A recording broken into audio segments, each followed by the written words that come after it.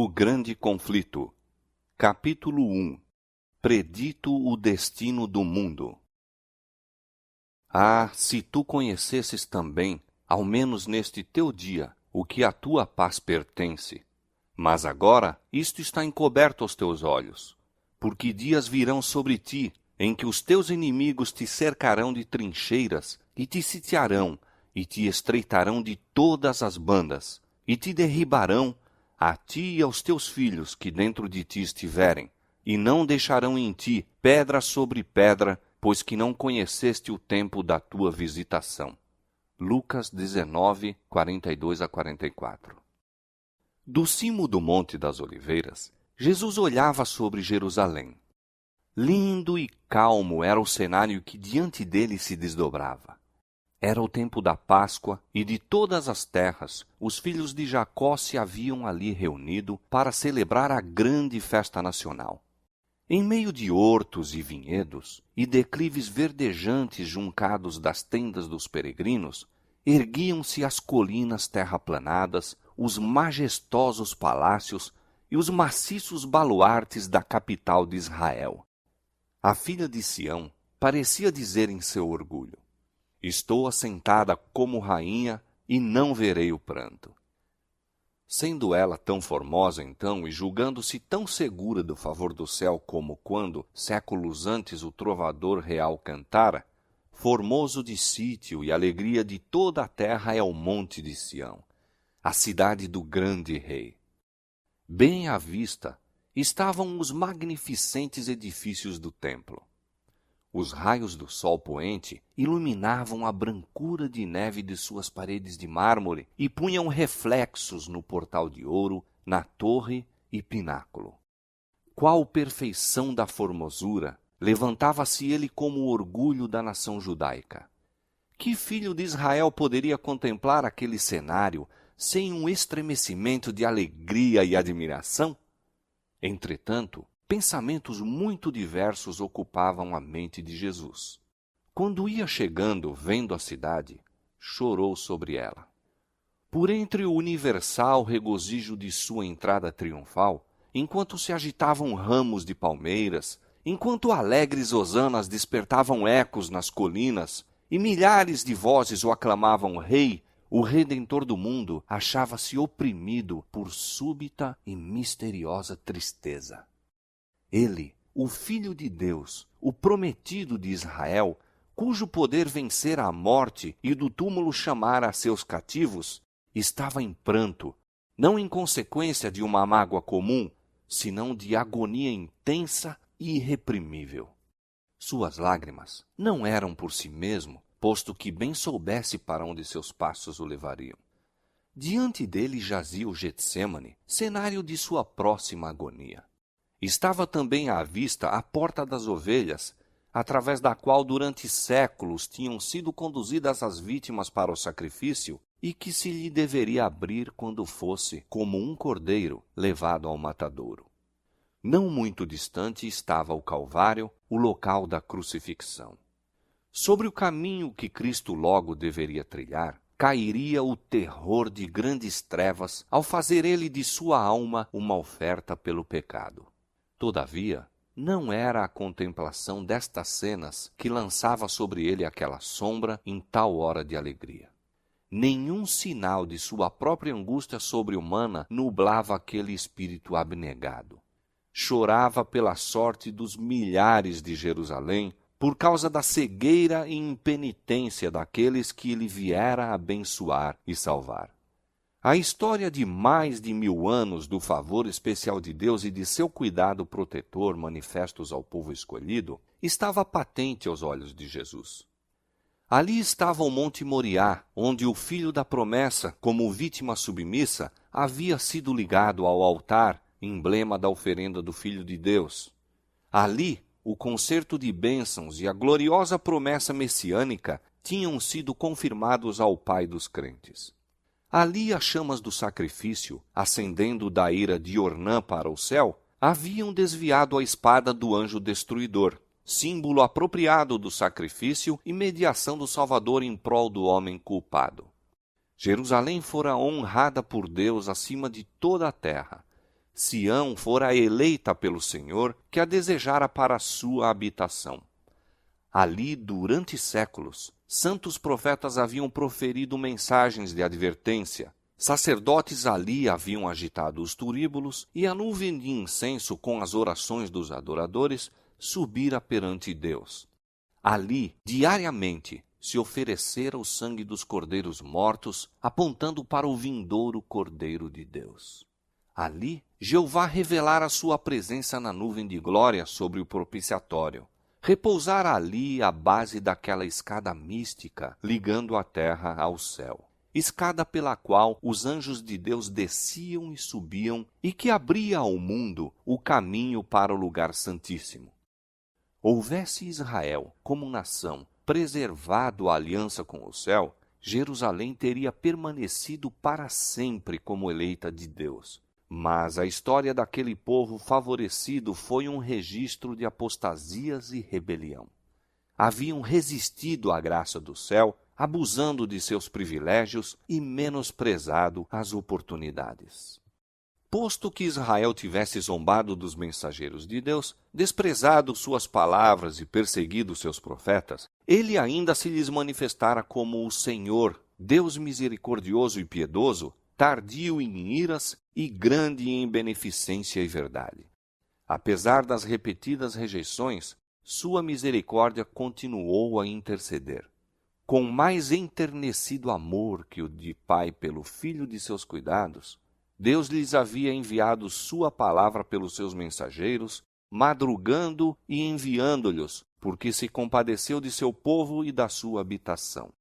Quando admoestações, rogos e censuras haviam falhado, enviou-lhes o melhor dom do céu.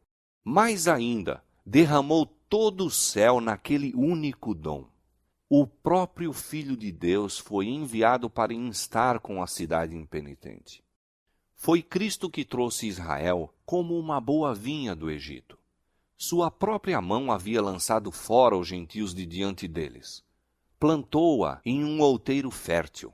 Seu protetor cuidado cercara-a em redor. Enviou seus servos para cultivá-la. Que mais se poderia fazer à minha vinha, exclama ele, que eu não lhe tenha feito?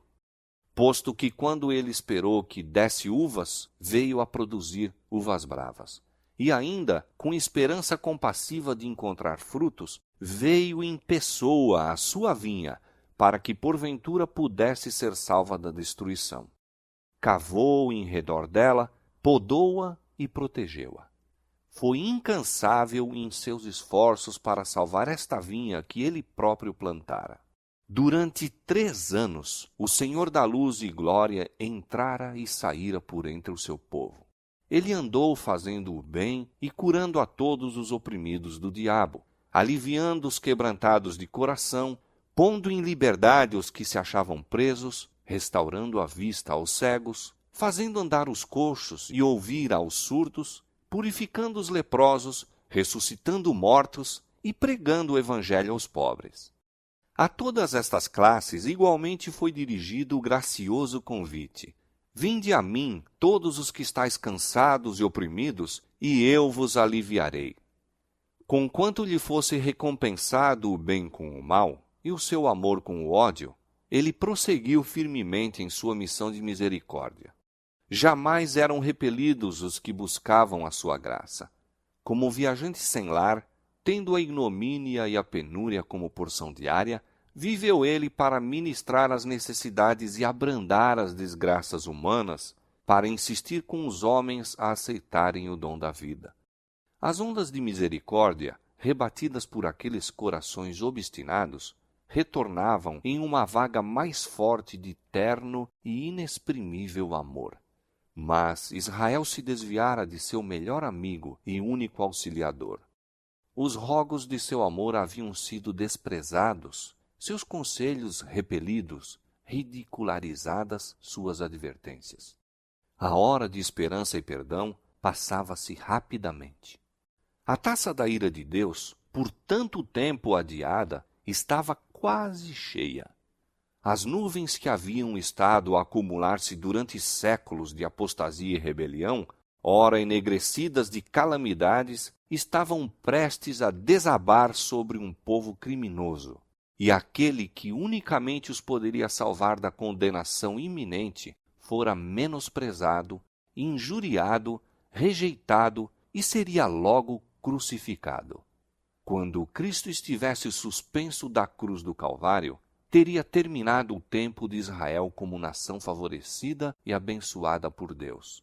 A perda de uma alma que seja é calamidade infinitamente maior que os proveitos e tesouros de todo um mundo.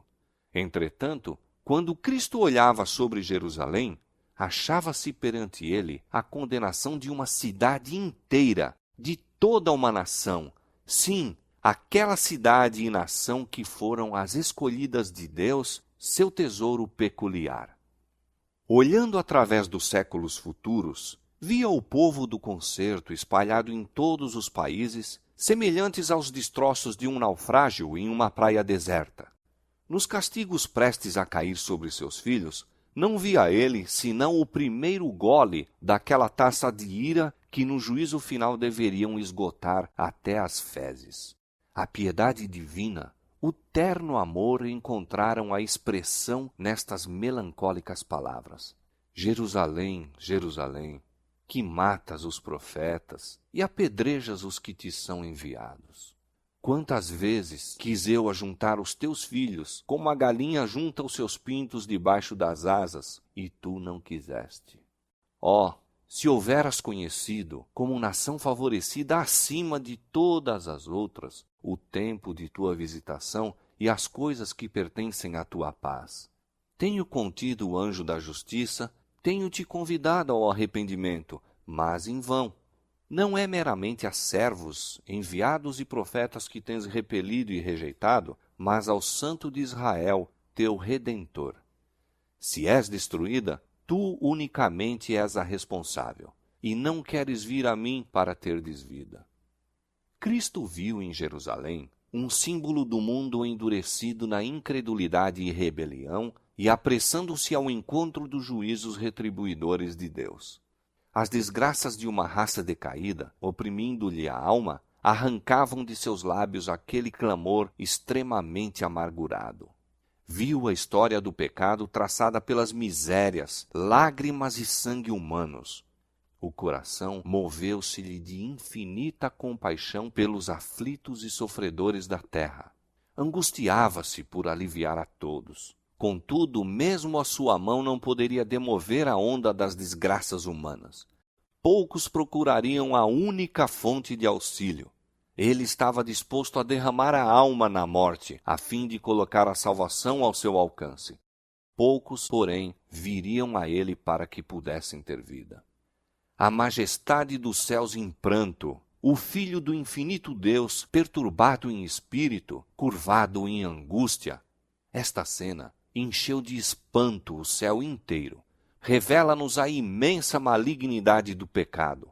Mostra quão árdua a tarefa é, mesmo para o poder infinito, salvar ao culpado das consequências da transgressão da lei de Deus. Jesus, olhando para a última geração, viu o mundo envolto em engano semelhante ao que causou a destruição de Jerusalém. O grande pecado dos judeus foi rejeitarem a Cristo. O grande pecado do mundo cristão seria rejeitarem a lei de Deus, fundamento de seu governo no céu e na terra. Os preceitos de Jeová seriam desprezados e anulados.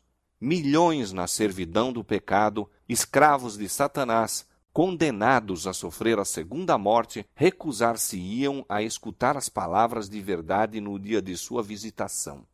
Terrível cegueira, estranha presunção. 2 dias antes da Páscoa, quando Cristo pela última vez se havia afastado do templo, depois de anunciar a hipocrisia dos príncipes judeus, novamente sai com os discípulos para o Monte das Oliveiras e assenta-se com eles no declive relvoso, sobranceiro à cidade. Mais uma vez contempla seus muros, torres e palácios. Mais uma vez se lhe depara o templo em seu deslumbrante esplendor, qual diadema de beleza a coroar o monte sagrado. 1000 anos antes, o salmista engrandecera o favor de Deus para com Israel, fazendo da casa sagrada deste a sua morada. Em Salém está o seu tabernáculo, e a sua morada em Sião. Elegeu a tribo de Judá, o monte de Sião, que ele amava, e edificou o seu santuário como aos lugares elevados. O primeiro templo fora erigido durante o período mais próspero da história de Israel. Grandes armazenamentos de tesouros para este fim haviam sido acumulados pelo rei Davi e a planta para sua construção fora feita por inspiração divina. Salomão, o mais sábio dos monarcas de Israel, completara a obra. Este templo foi o edifício mais magnificente que o mundo já viu. Contudo, o Senhor declarou pelo profeta Ageu, relativamente ao segundo templo: a glória desta última casa será maior do que a da primeira. Farei tremer todas as nações, e virá o desejado de todas as nações, e encherei esta casa de glória, diz o Senhor dos Exércitos. Depois da destruição do templo por Nabucodonosor, foi reconstruído aproximadamente 500 anos antes do nascimento de Cristo por um povo que de um longo cativeiro voltara a um país devastado e quase deserto. Havia então entre eles homens idosos que tinham visto a glória do templo de Salomão e que choraram junto aos alicerces do novo edifício porque devesse ser tão inferior ao antecedente. O sentimento que prevalecia é vividamente descrito pelo profeta. Quem há entre vós que, tendo ficado, viu esta casa na sua primeira glória? E como a vedes agora? Não é esta como nada em vossos olhos, comparada com aquela? Então foi feita a promessa de que a glória desta última casa seria maior do que a da anterior. Mas o segundo templo não igualou o primeiro em esplendor, tampouco foi consagrado pelos visíveis sinais da presença divina que o primeiro tivera. Não houve manifestação de poder sobrenatural para assinalar sua dedicação. Nenhuma nuvem de glória foi vista a encher o santuário recém-erigido. Nenhum fogo do céu desceu para consumir o sacrifício sobre o altar. O Shequiná não mais habitava entre os querubins no lugar santíssimo. A arca, o propiciatório, as tábuas do testemunho não mais deviam encontrar-se ali. Nenhuma voz ecoava do céu para tornar conhecida ao sacerdote inquiridor a vontade de Jeová. Durante séculos, os judeus em vão se haviam esforçado por mostrar que a promessa de Deus feita por Ageu se cumprira. Entretanto, o orgulho e a incredulidade lhes cegavam a mente ao verdadeiro sentido das palavras do profeta. O segundo templo não foi honrado com a nuvem de glória de Jeová, mas com a presença viva daquele em quem habita corporalmente a plenitude da divindade, que foi o próprio Deus manifesto em carne. O desejado de todas as nações havia em verdade chegado a seu templo quando o homem de Nazaré ensinava e curava nos pátios sagrados. Com a presença de Cristo, e com ela somente, o segundo templo excedeu o primeiro em glória. Mas Israel afastara de si o dom do céu que lhe era oferecido. Com o humilde mestre que naquele dia saíra de seu portal de ouro, a glória para sempre se retirara do templo. Já eram cumpridas as palavras do Salvador: eis que a vossa casa vai ficar-vos deserta. Os discípulos ficaram cheios de espanto e admiração ante a profecia de Cristo acerca da subversão do templo e desejavam compreender melhor o significado de suas palavras. Riquezas, trabalhos e perícia arquitetônica haviam durante mais de 40 anos sido liberalmente expendidos para salientar os seus esplendores. Herodes, o Grande, nele empregara prodigamente tanto riquezas romanas como tesouros judeus, e mesmo o imperador do mundo o tinha enriquecido com seus dons. Blocos maciços de mármore branco, de tamanho quase fabuloso, proveniente de Roma para este fim, formavam parte de sua estrutura. E para eles chamaram os discípulos a atenção do Mestre, dizendo: olha que pedras e que edifícios! A estas palavras deu Jesus a solene e surpreendente resposta: em verdade vos digo que não ficará aqui pedra sobre pedra que não seja derribada. Com a subversão de Jerusalém, os discípulos associaram os fatos da vinda pessoal de Cristo em glória temporal a fim de assumir o trono do império do universo, castigar os judeus impenitentes e libertar a nação do jugo romano. O Senhor lhes dissera que viria a segunda vez. Daí, com a menção do juízo sobre Jerusalém, volveram o pensamento para aquela vinda, e, como estivessem reunidos em torno do Salvador sobre o Monte das Oliveiras, perguntaram: quando serão essas coisas, e que sinal haverá da tua vinda e do fim do mundo? O futuro estava misericordiosamente velado aos discípulos. Houvessem eles, naquela ocasião, compreendido perfeitamente os dois terríveis fatos, os sofrimentos e morte do Redentor e a destruição de sua cidade e templo, teriam sido dominados pelo terror. Cristo apresentou diante deles um esboço dos importantes acontecimentos a ocorrerem antes do final do tempo. Suas palavras não foram então completamente entendidas, mas a significação ser-lhes-ia revelada quando seu povo necessitasse da instrução nelas dada. A profecia que ele proferiu era dupla em seu sentido. Ao mesmo tempo em que prefigurava a destruição de Jerusalém, representava igualmente os terrores do último grande dia. Jesus declarou aos discípulos que o escutavam os juízos que deveriam cair sobre o apóstata Israel e especialmente o castigo retribuidor que lhe sobreviria por sua rejeição e crucifixão do Messias. Sinais inequívocos procederiam à terrível culminação. A hora temida viria súbita e celeremente, e o Salvador advertiu a seus seguidores: quando, pois, virdes que a abominação da desolação de que falou o profeta Daniel está no lugar santo, quem lê, entenda, então os que estiverem na Judéia fujam para os montes. Quando os símbolos idolátricos dos romanos fossem erguidos em terra santa, a qual ia um pouco além dos muros da cidade, então os seguidores de Cristo deveriam achar segurança na fuga. Quando fosse visto o sinal de aviso, os que desejavam escapar não deveriam demorar-se. Por toda a terra da Judéia, bem como em Jerusalém mesmo, o sinal para a fuga deveria ser imediatamente obedecido.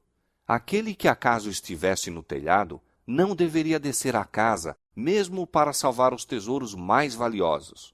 Os que estivessem trabalhando nos campos ou nos vinhedos não deveriam tomar tempo para voltar a fim de apanhar a roupa exterior, posta de lado enquanto estavam a labutar no calor do dia. Não deveriam hesitar um instante para que não fossem apanhados pela destruição geral. No reinado de Herodes, Jerusalém não só havia sido grandemente embelezada, mas pela ereção de torres, muralhas e fortalezas, em acréscimo à força natural de sua posição, tornara-se aparentemente inexpugnável. Aquele que nesse tempo houvesse publicamente predito sua destruição, teria sido chamado, como Noé em sua época, doido alarmista. Mas Cristo dissera: o céu e a terra passarão, mas as minhas palavras não hão de passar.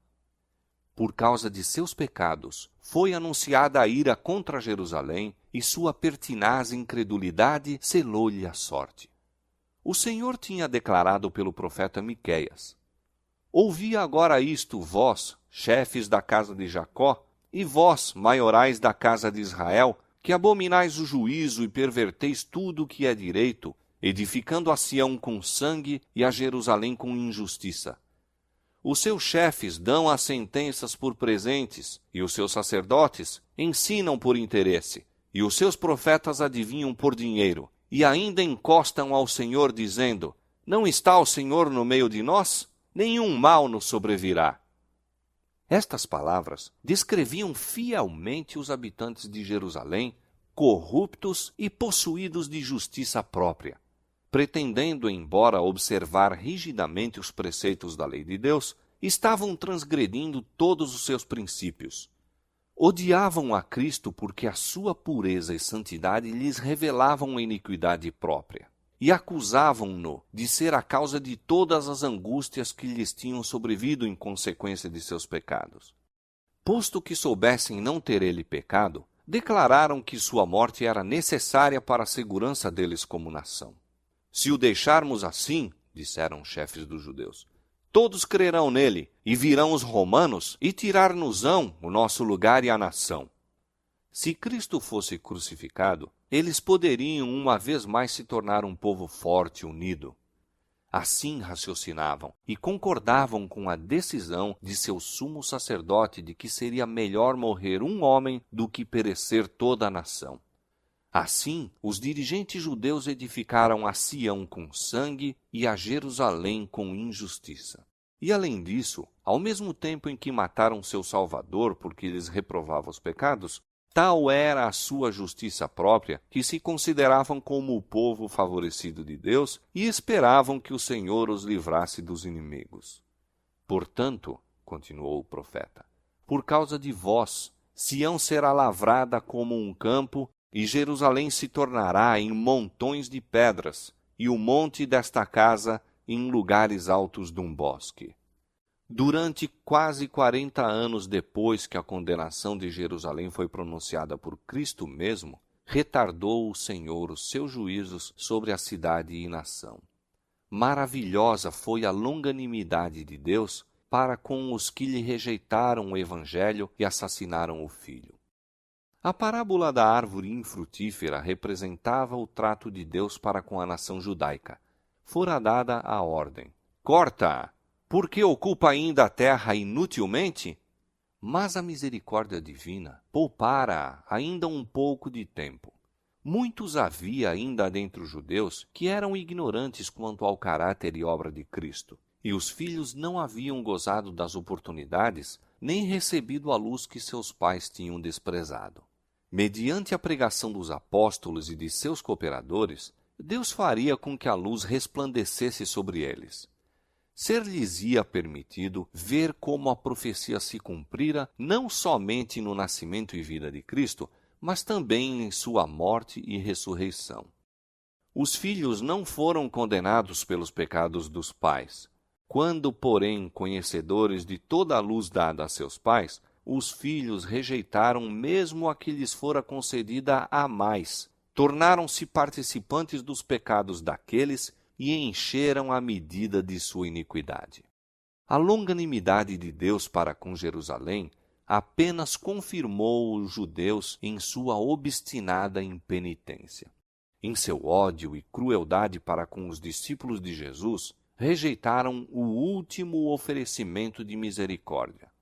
Afastou Deus então deles a proteção, retirando o poder com que restringia a Satanás e seus anjos, de maneira que a nação ficou sob o controle do chefe que haviam escolhido. Seus filhos tinham desdenhado a graça de Cristo, que os teria habilitado a subjugar seus maus impulsos, e agora estes se tornaram os vencedores. Satanás suscitou as mais violentas e vis paixões da alma. Os homens não raciocinavam. Achavam-se fora da razão, dirigidos pelo impulso e cega raiva. Tornaram-se satânicos em sua crueldade. Na família e na sociedade, entre as mais altas como entre as mais baixas classes, havia suspeita, inveja, ódio, contenda, rebelião, assassínio. Não havia segurança em parte alguma. Amigos e parentes traíam-se mutuamente. Pais matavam aos filhos e filhos aos pais. Os príncipes do povo não tinham poder para governar-se. Desenfreadas paixões faziam-nos tiranos. Os judeus haviam aceitado falso testemunho para condenar o inocente Filho de Deus.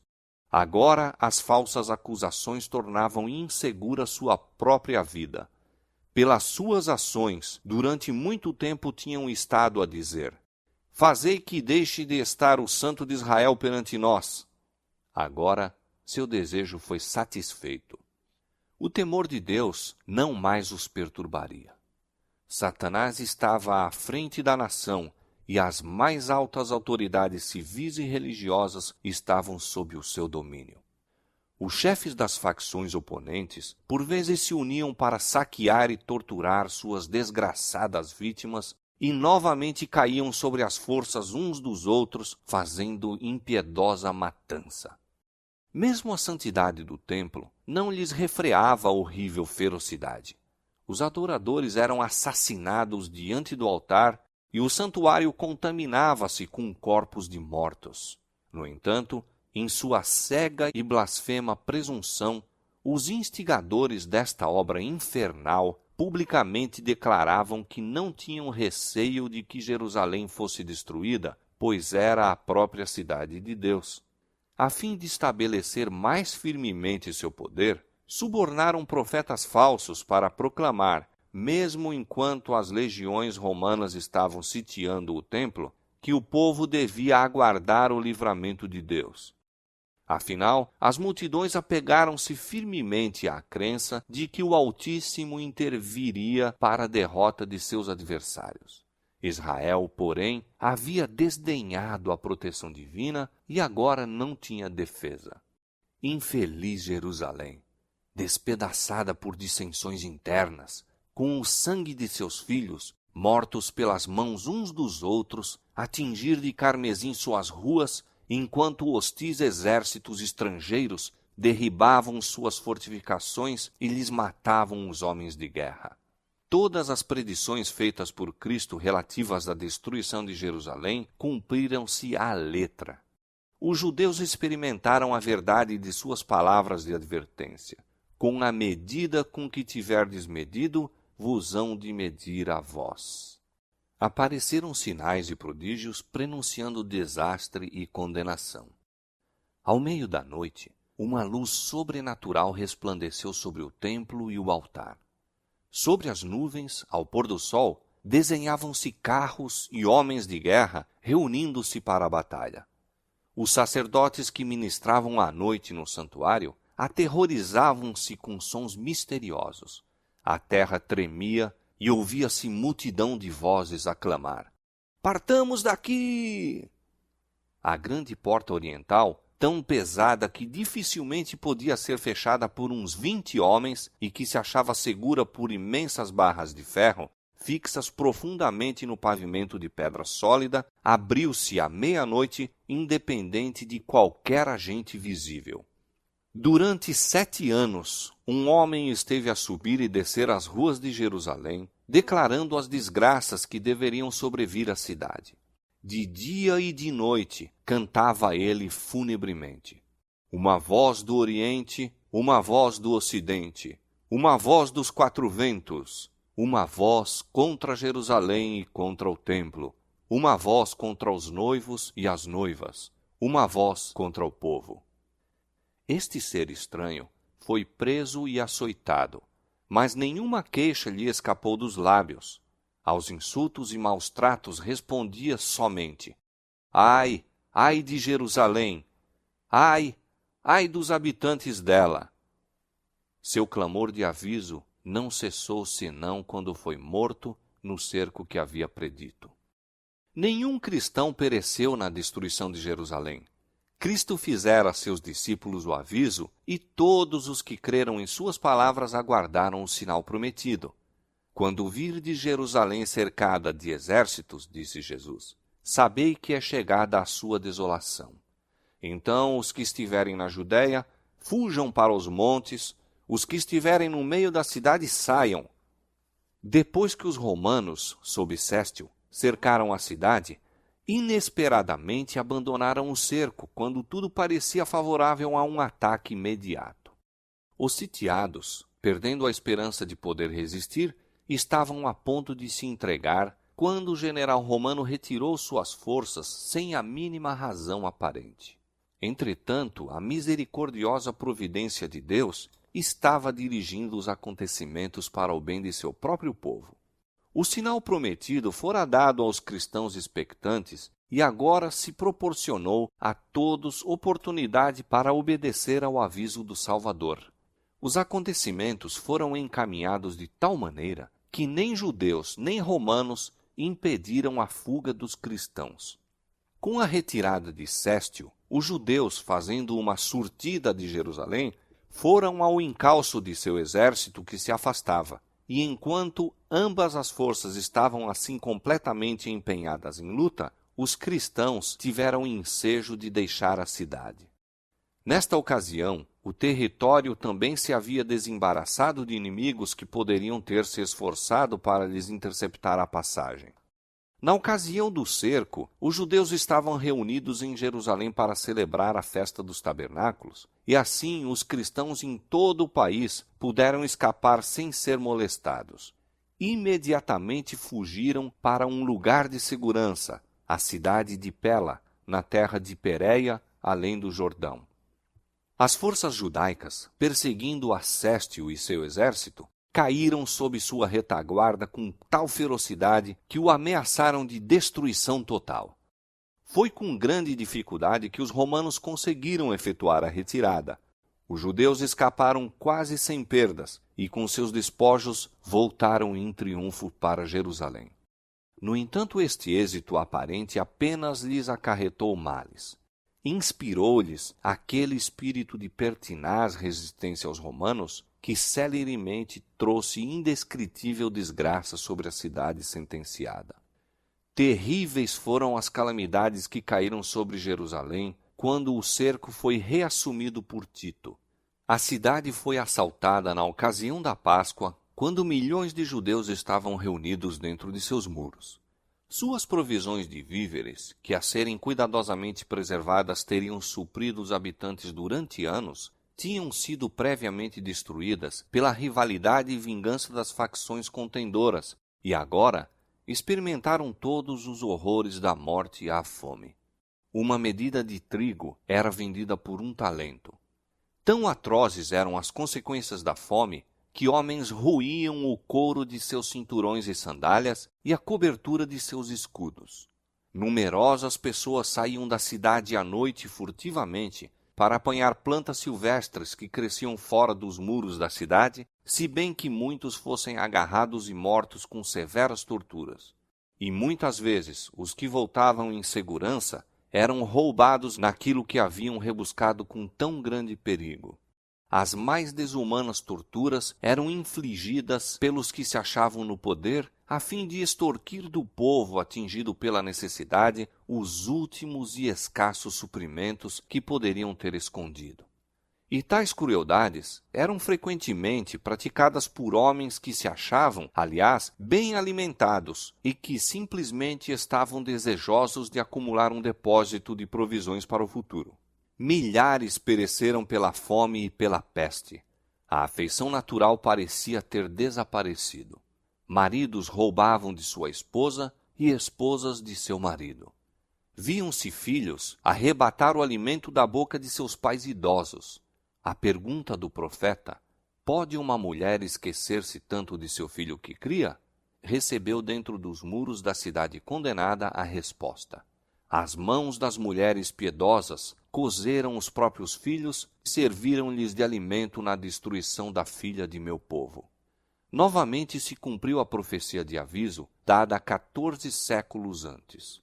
E quanto à mulher mais mimosa e delicada entre ti, que de mimo e delicadeza nunca tentou pôr a planta de seu pé sobre a terra, será maligno o seu olho contra o homem de seu regaço, e contra seu filho e contra sua filha, e por causa de seus filhos que tiver, porque os comerás escondidas pela falta de tudo no cerco e no aperto com que o teu inimigo te apertará nas tuas portas. Deuteronômio, capítulo 28, versos 56 e 57. Os chefes romanos esforçaram-se por infundir terror aos judeus e assim fazê-los render-se. Os prisioneiros que resistiam ao cair presos eram açoitados, torturados e crucificados diante do muro da cidade. Centenas eram diariamente mortos desta maneira, e essa horrível obra prolongou-se até que ao longo do vale de Josafá e no Calvário se erigiram cruzes em tão grande número que mal havia espaço para mover-se entre elas. De tão terrível maneira foi castigada aquela espantosa maldição proferida perante o tribunal de Pilatos. O seu sangue caia sobre nós e sobre nossos filhos. Tito, de boa vontade, teria posto termo à terrível cena, poupando assim Jerusalém da medida completa de sua condenação. Ele se enchia de terror ao ver os corpos jazendo aos montes nos vales. Como alguém que estivesse em êxtase, olhava ele do cimo do Monte das Oliveiras ao templo magnificente e deu ordem para que nenhuma de suas pedras fosse tocada. Antes de tentar ganhar posse desta fortaleza, fez ardente apelo aos chefes judeus para não o forçarem a profanar com sangue o lugar sagrado. Se saíssem e combatessem em outro local, nenhum romano violaria a santidade do templo. O próprio Joséfo, com apelo eloquentíssimo, suplicou que se rendessem para se salvarem a si, a sua cidade e seu lugar de culto. Suas palavras, porém, foram respondidas com pragas amargas. Lançaram-se dardos contra ele, que era seu último mediador humano, enquanto persistia em estar com eles. Os judeus haviam rejeitado os rogos do Filho de Deus, e agora as advertências e rogos apenas os tornavam mais decididos a resistir até o último ponto. Nulos foram os esforços de Tito para salvar o templo. Alguém maior do que ele declarara que não ficaria pedra sobre pedra. A cega obstinação dos chefes dos judeus e os abomináveis crimes cometidos dentro da cidade sitiada provocaram o horror e a indignação dos romanos, e Tito finalmente se decidiu a tomar o templo de assalto. Resolveu, contudo, que, sendo possível, deveria o mesmo ser salvo da destruição. Mas suas ordens foram desatendidas. Depois que ele se retirara para sua tenda à noite, os judeus, saindo repentinamente do templo, atacaram fora os soldados. Na luta, um soldado arremessou um facho através de uma abertura no pórtico e imediatamente as salas revestidas de cedro em redor da casa sagrada se acharam em chamas. Tito precipitou-se para o local, seguido de seus generais e legionários, e ordenou aos soldados que apagassem as labaredas. Suas palavras não foram atendidas. Em sua fúria, os soldados lançaram tochas ardentes nas salas contíguas ao templo e, com a espada, assassinavam em grande número os que ali tinham procurado refúgio. O sangue corria como água pelas escadas do templo abaixo. Milhares e milhares de judeus pereceram. Acima do ruído da batalha, ouviam-se vozes bradando: Icabode, foi-se a glória. Tito achou impossível sustar a fúria da soldadesca. Entrou com seus oficiais e examinou o interior do edifício sagrado. O esplendor encheu-os de admiração, e como as chamas não houvessem ainda penetrado no lugar santo, fez um último esforço para salvá-lo. E, apresentando-se-lhes repentinamente, de novo exortou os soldados a deterem a marcha da conflagração.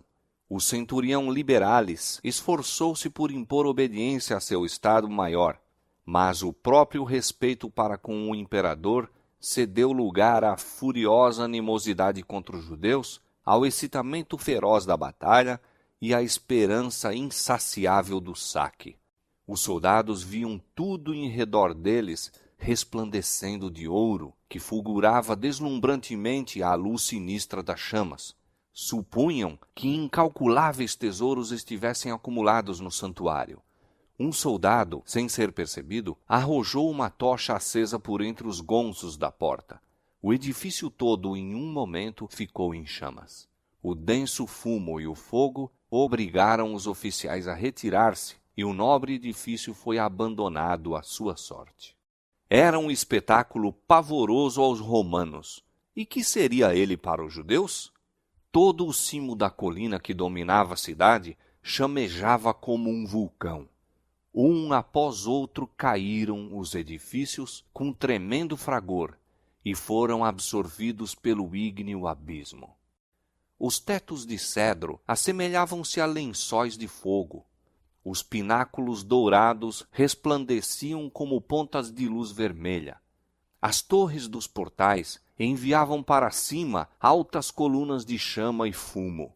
As colinas vizinhas se iluminavam e grupos obscuros de pessoas foram vistas a observar com horrível ansiedade a marcha da destruição. Os muros e pontos elevados da cidade alta ficaram repletos de rostos, alguns pálidos, com a agonia do desespero, outros com a expressão irada, a ameaçar uma vingança inútil. As aclamações da soldadesca romana, enquanto corriam de uma para outra parte, e o gemido dos rebeldes que estavam perecendo nas chamas, misturavam-se com o rugido da conflagração e o rumor trovejante do madeiramento que caía. Os ecos das montanhas respondiam ou traziam de volta os gritos do povo nos pontos elevados. Ao longo de todo o muro ressoavam alaridos e prantos. Homens que estavam a expirar pela fome reuniam sua força restante para proferir um grito de angústia e desolação. O morticínio do lado de dentro era até mais terrível do que o espetáculo visto fora. Homens e mulheres, velhos e moços, rebeldes e sacerdotes, os que combatiam e os que imploravam misericórdia, eram retalhados em indiscriminada carnificina. O número de mortos excedeu ao dos matadores. Os legionários tiveram que trepar sobre os montes de cadáveres para prosseguir na obra de extermínio. Depois da destruição do templo, a cidade inteira logo caiu nas mãos dos romanos. Os chefes dos judeus abandonaram as torres inexpugnáveis e Tito as achou desertas. Contemplou-as com espanto e declarou que Deus lhes havia entregue em suas mãos, pois engenho algum, ainda que poderoso, poderia ter prevalecido contra aquelas estupendas ameias. Tanto a cidade como o templo foram arrasados até aos fundamentos, e o terreno em que se erguia a casa sagrada foi lavrado como um campo. No cerco e morticínio que se seguiram, pereceram mais de 1 milhão de pessoas. Os sobreviventes foram levados como escravos, como tais vendidos, arrastados a Roma para brilhantar a vitória do vencedor, lançados às feras nos anfiteatros ou dispersos por toda a terra como vagabundos sem lar. Os judeus haviam forjado seus próprios grilhões. Eles mesmos encheram a taça da vingança. Na destruição completa que lhes sobreveio como nação e em todas as desgraças que os acompanharam depois de dispersos, não estavam senão recolhendo a colheita que suas próprias mãos semearam. Diz o profeta: para a tua perda, ó Israel, te rebelaste contra mim. Pelos teus pecados tens caído. Seus sofrimentos são muitas vezes representados como sendo castigo a eles infligido por decreto direto da parte de Deus. É assim que o grande enganador procura esconder sua própria obra. Pela obstinada rejeição do amor e misericórdia divina, os judeus fizeram com que a proteção de Deus fosse deles retirada e permitiu-se a Satanás dirigi-los segundo a sua vontade. As horríveis crueldades executadas na destruição de Jerusalém são uma demonstração do poder vingador de Satanás sobre os que se rendem ao seu controle. Não podemos saber quanto devemos a Cristo pela paz e proteção de que gozamos. É o poder de Deus que impede que a humanidade passe completamente para o domínio de Satanás. Os desobedientes e ingratos têm grande motivo de gratidão pela misericórdia e longanimidade de Deus, que contém o cruel e pernicioso poder do maligno. Quando, porém, os homens passam os limites da clemência divina, a restrição é removida.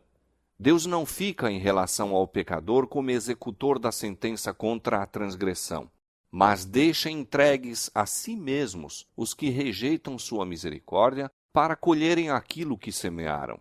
Cada raio de luz rejeitado, cada advertência desprezada ou desatendida, cada paixão contemporizada, cada transgressão da lei de Deus é uma semente lançada, a qual produz infalível colheita. O Espírito de Deus, persistentemente resistido, é afinal retirado do pecador, e então poder algum permanece para dominar as más paixões da alma e nenhuma proteção contra a maldade e inimizade de Satanás. A destruição de Jerusalém constitui tremenda e solene advertência a todos os que estão tratando levianamente com os oferecimentos da graça divina e resistindo aos rogos da misericórdia de Deus. Jamais foi dado um testemunho mais decisivo do ódio ao pecado por parte de Deus e do castigo certo que recairá sobre o culpado. A profecia do Salvador relativa aos juízos que deveriam cair sobre Jerusalém há de ter outro cumprimento, do qual aquela terrível desolação não foi senão tênue sombra. Na sorte da cidade escolhida, podemos contemplar a condenação de um mundo que rejeitou a misericórdia de Deus e calcou a pés a sua lei. Tenebrosos são os registros da miséria humana que a terra tem testemunhado durante seus longos séculos de crime. Ao contemplá-los, confrange-se o coração e o espírito desfalece. Terríveis têm sido os resultados da rejeição da autoridade do céu. Entretanto, cena ainda mais tenebrosa se apresenta nas revelações do futuro. Os registros do passado, o longo cortejo de tumultos, conflitos e revoluções, a armadura daqueles que pelejavam com ruído e os vestidos que rolavam no sangue, que são em contraste com os terrores daquele dia em que o Espírito de Deus será totalmente retirado dos ímpios, não mais contendo a explosão das paixões humanas e ira satânica. O mundo contemplará então, como nunca antes, os resultados do governo de Satanás. Mas naquele dia, bem como na ocasião da destruição de Jerusalém, livrar-se-á o povo de Deus, todo aquele que estiver inscrito entre os vivos. Cristo declarou que virá a segunda vez para reunir a si os seus fiéis. E todas as tribos da terra se lamentarão e verão o Filho do Homem vindo sobre as nuvens do céu com poder e grande glória. E ele enviará os seus anjos com rijo clamor de trombeta, os quais ajuntarão os seus escolhidos desde os quatro ventos, de uma a outra extremidade dos céus. Então, os que não obedecem ao Evangelho serão consumidos pelo espírito de sua boca e serão destruídos com o esplendor de sua vinda. Como o antigo Israel, os ímpios destroem-se a si mesmos, caem pela sua iniquidade. Em consequência de uma vida de pecados, colocaram-se tão fora de harmonia com Deus, sua natureza se tornou tão aviltada com o mal, que a manifestação da glória divina é para eles um fogo consumidor. Acautelem-se os homens, para que não aconteça negligenciarem a lição que lhes é comunicada pelas palavras de Cristo. Assim como ele preveniu seus discípulos quanto à destruição de Jerusalém, dando-lhes um sinal da ruína que se aproxima para que pudessem escapar, também advertiu o mundo quanto ao dia da destruição final e lhes deu sinais de sua aproximação para que todos os que queiram possam fugir da ira vindoura. Declara Jesus: e haverá sinais no sol, na lua e nas estrelas, e na terra angústia das nações. Os que contemplam estes prenúncios de sua vinda devem saber que está próximo às portas. Vigiai, pois, são suas palavras de advertência. Os que atendem ao aviso não serão deixados em trevas para que aquele dia os apanhe desprevenidos. Mas aos que não vigiarem, o dia do Senhor virá como ladrão de noite. O mundo não está mais preparado para dar crédito à mensagem para este tempo do que estiveram os judeus para receber o aviso do Salvador relativo a Jerusalém. Venha quando vier, o dia do Senhor virá de improviso aos ímpios. Correndo a vida sua rotina invariável, encontrando-se os homens absortos nos prazeres, negócios, comércio e ambição de ganho, estando os dirigentes do mundo religioso a engrandecer o progresso e ilustração do mundo e achando-se o povo embalado em uma falsa segurança, então, como um ladrão à meia-noite, rouba na casa que não é guardada, sobrevirá repentina destruição aos descuidados e ímpios e de nenhum modo escaparão.